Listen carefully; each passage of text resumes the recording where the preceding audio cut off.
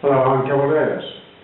In the last talk we introduced the idea that babies' characters could be drawn from parents' DNA, but going back many, many generations. Hair colour, eye colour perhaps come from near relatives, parents, grandparents for instance. But the possibility that a person's character could be derived from way back is a possibility. Now, it's not easy to prove because obviously most people's lineage does not go back very far. Most people know their great-grandparents perhaps, but not much beyond that.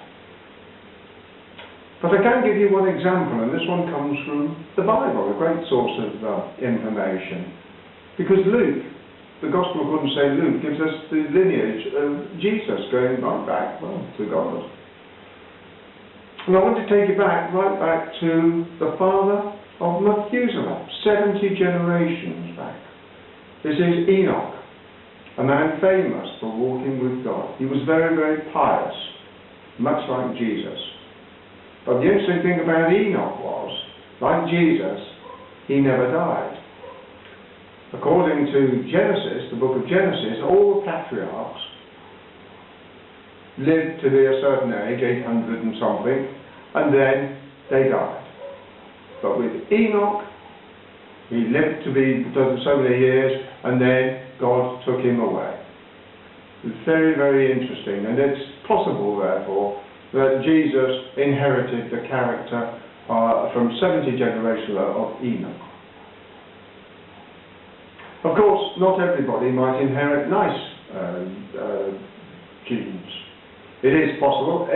People have heard of black sheep in families, for instance. These children may be born to God-fearing, honest people, but turn out to be criminal or have simple intent. There are other examples of people's characters coming from way back. For instance, recently a lady following a trauma regained consciousness to discover she spoke fluent French, yet never been to France in her life. I suggest that this is because the character given to her as an embryo came from way back in either her father's or mother's history, which incorporated a French person.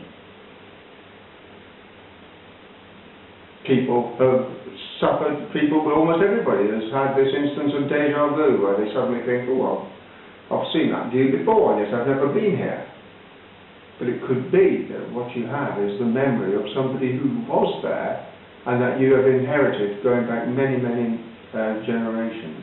There are people with multi-characters, people that can hear lots of voices in their head from different characters tell them. And again, this is because of the situation that I'm trying to describe. It may be that a female embryo has given a male character, and vice versa, giving us predictable outcomes. I have thought that nature picks these characters out at random, but I'm beginning to think that nature is slightly cleverer than that, and that nature determines which character according to the date of conception, possibly even the lunar cycle, the time of the lunar cycle. And we'll talk about that in the next talk on astrology.